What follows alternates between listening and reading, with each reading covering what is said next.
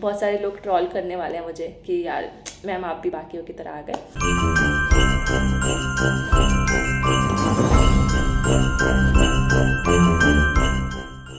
So Jai Hind everyone, welcome back to the channel. आज की video बहुत इंपॉर्टेंट है। 2x पे देख लेना, पर देखना ज़रूर। 90% लोगों को ये बातें नहीं पता होंगी। Oh my God! बहुत लोग बोलते हैं कि 90%, 99% लोगों को ये बातें नहीं पता होंगी और आज हम बताने वाले हैं। ऐसा कुछ भी नहीं है, सारे बच्चों को, सबको ये बातें पता होती हैं। बस ये है कि आपको कोई रिकॉल कराने के लिए आया है, ठीक है। तो मैं बकवास ही करने वाली हूँ। हो सकता है आपको बहुत सारी बातें पता हो सकता है आपको एक दो बातें ना पता हो और मैं बता दूँ, ठीक है। हो सकता है थोड़ा सा मोटिवेशन आपको मिल जाए, है ना। सो डिस्कस करते हैं। और ये वर्स्ट स्ट्रैटेजी का वीडियो है, बेस्ट स्ट्रैटेजी का नहीं। क्या बोला तूने? हर कोई बेस्ट स्ट्रैटेजी कैसे है, एग्ज़ाम कैसे क्रैक कर सकते हो बताता है। बेस्ट वर्स्ट स्ट्रैटेजी मैं बता रही हूँ। Worst strategy in the sense कि आपको क्या गलतियाँ नहीं करनी, ठीक है। पहली, फर्स्ट, एंजाइटी पे बात करते हैं। सबसे पहले एंजाइटी मतलब क्या। मैं भी एक स्टूडेंट फेज़ में चल रही हूँ, आप भी एक स्टूडेंट फेज़ में चल रहे हो। और हमेशा जब भी हम पढ़ने बैठते हैं और मैं ऐसे पढ़ाई कर रही होती यार एकदम से डर लग जाता है कि एग्ज़ाम क्लियर होगा कि नहीं। एकदम पसीने छूटने लग जाते हैं। और मेरा तो ये होता है कि भाई जैसे डर लगने लगे मेरे को नींद आ जाती है, मैं सो जाती हूँ। कोई सेंस है इस बात की? तो मैं फिर जब उठ के दोबारा रिफ़्रेश होके अच्छे माइंड से पढ़ती हूँ कि नहीं हो जाएगा एग्ज़ाम। ये I have to have faith in me कि मैंने पहले 2 बार नेट क्रैक किया तो मैं फिर से कर लूँगी, ठीक है। ये आपका पहला अटैम्प्ट है, आप तो कर लोगे। कितने सारे एग्जाम्पल्स ऐसे हैं जो कि फर्स्ट अटैम्प्ट में क्लियर कर लेते हैं। ज़रूरी थोड़ी है हर बच्चे का जो हार्डवर्क है या उसका लक फैक्टर थोड़ा सा रह जाता है, लेकिन हार्डवर्क आपका हमेशा काम आता है। तो आपको ये सोच के पढ़ना है कि भाई एग्ज़ाम क्रैक हो ही जाएगा और मेरे को एंजाइटी नहीं करनी है। मेरे को मतलब फ्यूचर के बारे में सोचना है कि फ्यूचर के बारे में अच्छा सोचना है कि एग्ज़ाम क्लियर हो जाएगा। ये नहीं सोचना कि एग्ज़ाम क्लियर नहीं होगा तो क्या होगा उसके बाद। भाई जो फ्यूचर आपने देखा ही नहीं है, जो आपके हाथ में नहीं है, तो आप उसके बारे में क्या करोगे सोच के। ऑल्दो ये थॉट्स आएंगे, 100% आएंगे, आप उसको रोक नहीं सकते हो, ठीक है। आपका दिमाग वैसे वर्क करता है। लेकिन आप क्या कर सकते हो, जैसे वो थॉट्स आए आप अपनी पसंद की कोई भी चीज़ कर लो। अपनी पसंद का खाना खा लो, अपनी पसंद का म्यूज़िक सुन लो, 5-10 मिनट रिलैक्स करो, सो जाओ, 15 मिनट का नाप ले लो, कुछ भी कर लो जो आपको अच्छा लगे। और फिर उसके बाद दोबारा रिफ़्रेश होकर पढ़ो तो आपको वो थॉट्स नहीं आएंगे, ठीक है। तो रही बात दूसरा बात करते हैं हम 30 डेज स्ट्रैटेजी। हर जगह आपको दिख जाएगी 30 डेज स्ट्रैटेजी। ये लास्ट के 15 दिन में ये एग्ज़ाम क्लियर हो जाएगा, 30 दिन में ये पढ़ लो, ये हो जाएगा। नहीं होता। और क्या लोग बोलते हैं कि अगर कुछ नहीं किया तो PYQ प्रैक्टिस करके चले जाओ। हलवा है क्या एग्ज़ाम? मतलब लोग 5-5, 6-6 महीने, 1-1, 2-2 साल से तैयारी कर रहे हैं।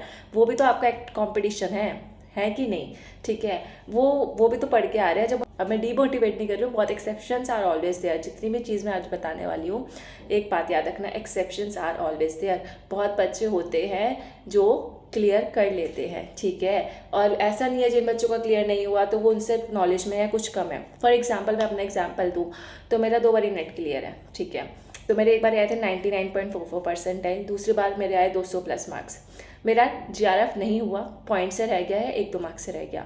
लेकिन इसका मतलब ये नहीं है ना कि मैं दूसरे बच्चों से कम हूँ। अब जिन बच्चों के 92% आए थे, 95% आए थे, उनका GRF निकल गया क्योंकि मेरा जनरल कैटेगरी था, मेरा नहीं निकल पाया, ठीक है। अब जैसे एक बच्चा आता है मेरे पास, वो डिमोटिवेट करने के लिए, तो आपको हर कोई होता ही है। तो कहता है क्या मैम आप ये यूट्यूब पे पढ़ा रहे हो, आपका खुद का तो GRF है नहीं। उसने मुझे ये बोला, मैंने कहा अच्छा आपके पास GRF है? उसने बोला हाँ मेरे पास है। मैंने कहा कितने मार्क्स आए थे? तो कहता मैम 190 मार्क्स आए थे और मेरा GRF क्लियर हो गया था और उससे पहले मेरे कुछ 94% आए थे, वो क्लियर कर दिया था। तो अब एक बात बताओ, मैं उस बच्चे को क्या बोलूँ कि बिकॉज मेरा थोड़ा कैटेगरी जनरल कैटेगरी है और मैं कट ऑफ नहीं क्लियर कर पाई तो मैं आपसे कम हूँ? नहीं, क्योंकि मेरे तो उससे ज़्यादा मार्क्स आए थे, फिर भी मेरा GRF क्लियर नहीं हुआ मतलब। तो उसमें मेरे दिमाग में तो कोई कमी नहीं है, ठीक है। डिपेंड। अब मैं ये नहीं बोल रही हूँ कि मैं रिजर्वेशन के अगेंस्ट हूँ कि भाई ठीक है उनके लिए रिजर्वेशन इंपॉर्टेंट है, वो वैसे इकोनॉमिकली और उनका इन्वायरमेंट वैसा होता है, डिस्क्रिमिनेशन अभी भी सोसाइटी में उनके साथ होता है, तो उनके लिए रिजर्वेशन सही है। बट आप किसी दूसरे को डिमोटिवेट कर रहे हो तो वो गलत है। और अपनी नॉलेज को खुद को कम आंकना भी गलत है। मैंने ये चीज़ की है, मेरे को लगता है कि यार इसका GRF हो गया, इसका GRF हो गया, मैंने इतनी मेहनत करी, मेरे इनसे ज़्यादा मार्क्स आए, फिर भी मेरा GRF क्लियर नहीं हुआ, तो डैट डजेंट मैटर, मेरी नॉलेज बढ़ रही है। और एक बात बताऊँ, जो फर्स्ट अटैम्प्ट में क्लियर करता है और जो दूसरे, तीसरे या चौथे अटैम्प्ट में क्लियर करता है, तो आप खुद पूछ लेना दोनों में डिफरेंस होगा। इसको कम नॉलेज होगी जिसने फर्स्ट अटैम्प्ट में क्लियर किया, लेकिन दूसरे वाले को ज़्यादा नॉलेज होगी क्योंकि उसने वो फेलियर से सीखा, उसके पास ज़्यादा एक्सपीरियंस होगा उस जर्नी का, ठीक है, उसको पता होगा क्या गलतियाँ करनी है, क्या गलतियाँ नहीं करनी।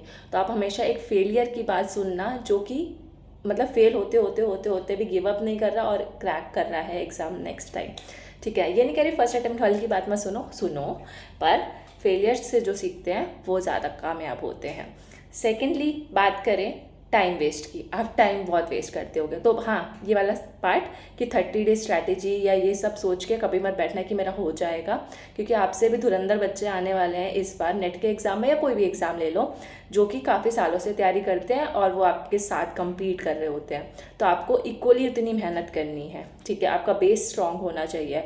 एक बार बताओ, 30 दिन में आपके पास मान लो अभी जो नेट JRF की मैं तैयारी कराती हूँ 20 यूनिट होते हैं, 20 में से भी एक कॉम्प्रिहेंशन हटा दें और अगर जिसका DI या मैथ्स अच्छा उसको हटा दें तो 18 यूनिट आप 18 दिन में भी कंप्लीट कर लेते हो और लास्ट के 10 दिन में आप रिवाइज भी कर लेते हो। फिर भी क्या आपको सारी चीज़ें याद रहेंगी? नहीं याद रहेंगी, क्योंकि बहुत सारी उसको रिवीजन की ज़रूरत होती है, कॉन्सेप्ट को समझने की ज़रूरत होती है।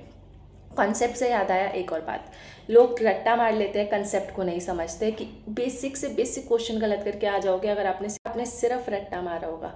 मैंने अभी थोड़े दिन पहले टेलीग्राम पे एक पोल दिया था, पॉल साइंस वाले बच्चे रिलेट करेंगे। मैंने उसमें पूछा था कि अच्छा इनमें से बताओ कौन सा बंदा ऐसा है जो एनार्की में मानता है, कि वो क्वेश्चन मैंने खुद से बना दिया था, कोई आया नहीं था पेपर में, कुछ नहीं। तो कार्ल मार्क्स जिनको पता होगा अनार्किस्ट थे, क्योंकि वो स्टेटलेस सोसाइटी में बिलीव करते थे।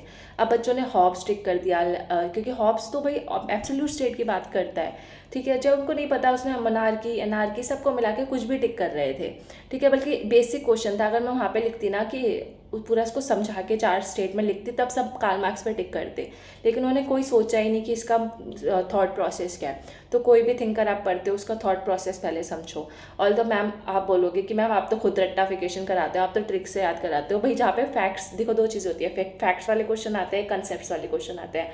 फैक्ट्स वाले क्वेश्चन आपको रट्टा मार के ही याद करने पड़ेंगे, जो कि मैं ट्रिक से याद करा देती हूँ कि यार इसकी कार्ल मार्क्स का ऐसा है, या क्या बोला था, रेंसिस लेकार्ट बताया था मैंने, माइकल फूको बताया था, बहुत सारे थिंकर्स बताए थे, इवन पेपर 1 के लिए भी ट्रिक्स याद कराई थी।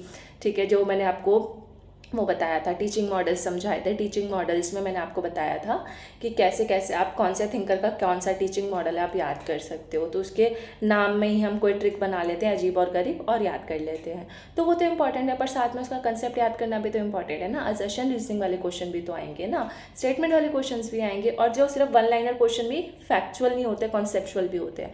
एक बार आपने उसका कंसेप्ट समझ लिया ना तो आप कोई भी क्वेश्चन सॉल्व कर सकते हो, सिवाय बस डेट वाला और बुक्स वाले क्वेश्चन या फिर जो कुछ फैक्चुअल होते हैं उसको छोड़ के।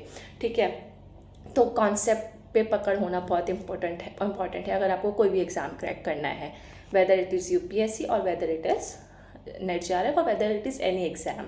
ठीक है, बात करें अब एजर्शन रीजनिंग की, तो एजर्शन रीजनिंग में आपको ज़्यादातर जो आंसर मिलता है A और B में से आपका आंसर होता है एजर्शन रीजनिंग में, क्योंकि अगर आपको पता है दोनों स्टेटमेंट सही है, बस आपको रीज़न लिंक करना है, तो 90% केसेस में आप A या B में से टिक कर लेना। अगर आपको समझ नहीं आ रहा तो आपका आंसर हाई चांसेस है कि ठीक हो जाएगा, और अगर दोनों में से कोई भी एक स्टेटमेंट गलत है तो आपको ऑब्वियसली C या D में से मार्क करना होगा।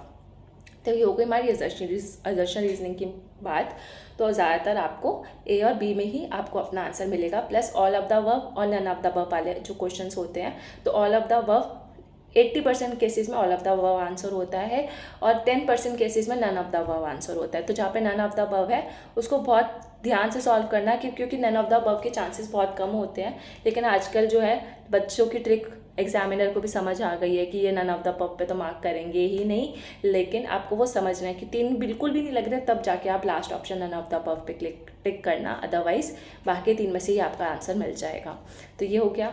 देन बात करने वाली थी मैं, आप टाइम वेस्ट कैसे करते हो। टाइम वेस्ट मतलब आपको इस टीचर से भी पढ़ना है, आपको इस टीचर से भी पढ़ना है। मैंने गलती कर रखी है, मैं इसलिए बता रही हूँ, मैंने इससे भी पढ़ लिया, मैं चैनल के नाम नहीं लूँगी, इससे पढ़ लिया, फिर इससे पढ़ लिया, फिर इससे भी इन सर की भी वीडियो देख ली, इसका भी मैराथन देख लिया, और एट द एंड लास्ट में गुच्चर मुच्चर सब कुछ हौच पौच हो जाता है।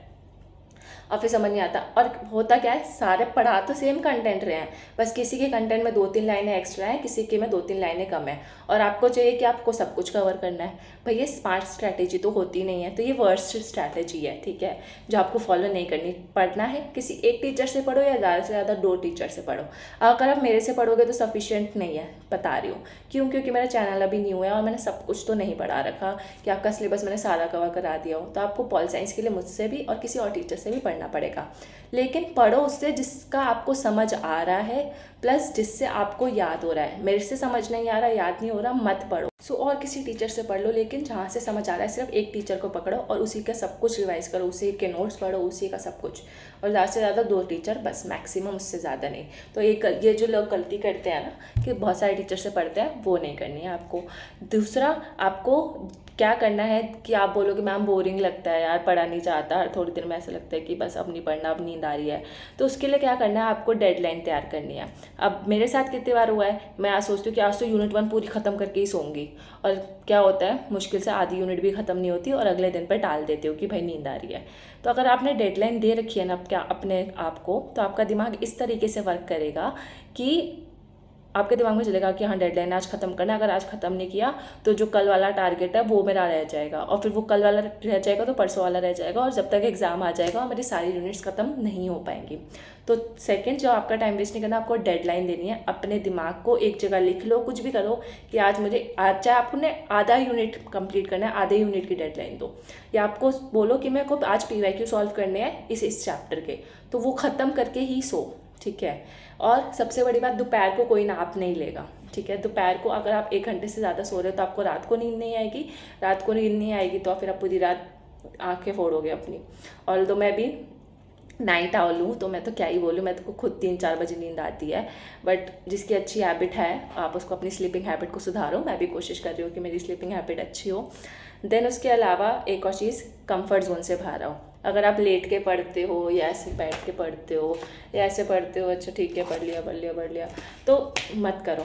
आप अभी आप जैसे पढ़ रहे थे ना, अगर उससे आपको नींद आ रही है तो जैसे टेबल चेयर पे मैं अभी बैठी हूँ, तो टेबल चेयर पे बैठ के पढ़ो, ठीक है। या आप अपने टेबल चेयर पे बैठ के पढ़ते हो यूजुअली, आप अपने कंफर्ट जोन से बाहर आओ, खड़े होके ऐसे चलते चलते पढ़ो। मैंने कितनी बार पढ़ा है, वैसे छत पे चली जाती थी, अच्छा मौसम होता था, कॉपी ऐसे मैं पढ़ रही हूँ इधर उधर चलते चलते, तो मेरा कंफर्ट जोन क्या होगा, उससे मेरे को नींद भी नहीं आ रही और मैं चलते चलते पढ़ भी पा रही हूँ। बेड पे बैठ के पढ़ रहे हो, नींद नहीं आ रही, बेड पे बैठ के भी पढ़ो, कोई दिक्कत नहीं है। पर अपने कंफर्ट जोन से जब तक बाहर नहीं आओगे तब तक आपको क्या होगा, चीज़ें याद नहीं होंगी, और याद हो भी जाएंगी तो नींद आएगी या आपका टारगेट टाइम पे पूरा नहीं हो पाएगा। इसके अलावा मुझे बात करनी थी OMR पे, आपका इस बार पेपर होने वाला है। मुझे नहीं पता कौन से एग्ज़ाम के बच्चे ये वीडियो देख रहे हैं, पर नेट JRF का पेपर इस बार पहली बार OMR पे होगा। तो आपको OMR शीट जो है लास्ट के 15 मिनट में भरनी है, ठीक है। पहले जो है आपको रफ वर्क के लिए शीट तो मिलेगी, पहले आप अपने क्वेश्चन पेपर में सारे आंसर टिक कर लो कि इसका आंसर ये होगा, इसका ये होगा, जो नहीं आ रहा उस पर गोला लगा के आगे बढ़ते जाओ। और फिर लास्ट में फिर जो आ रहा है उस पर तुक्का लगा दो, क्योंकि नेगेटिव मार्किंग है नहीं हमारे एग्जाम में। जिन एग्जाम में नेगेटिव मार्किंग है, आपके लिए अलग स्ट्रैटेजी होगी, जो आपके टीचर्स ने आपको बता भी दी होगी कि नेगेटिव मार्किंग में आपको बहुत सोच समझ के क्वेश्चन टिक करने होते हैं। तो OMR लास्ट 15 मिनट में भरनी है, ऐसे नहीं कि साथ साथ भरते जा रहे हो, टाइम वेस्ट होगा, ठीक है। लास्ट के 15 मिनट में OMR भरने हैं। 150 क्वेश्चन है, कर लोगे आराम से 150 क्वेश्चन 15 मिनट में, बड़ी बात नहीं है।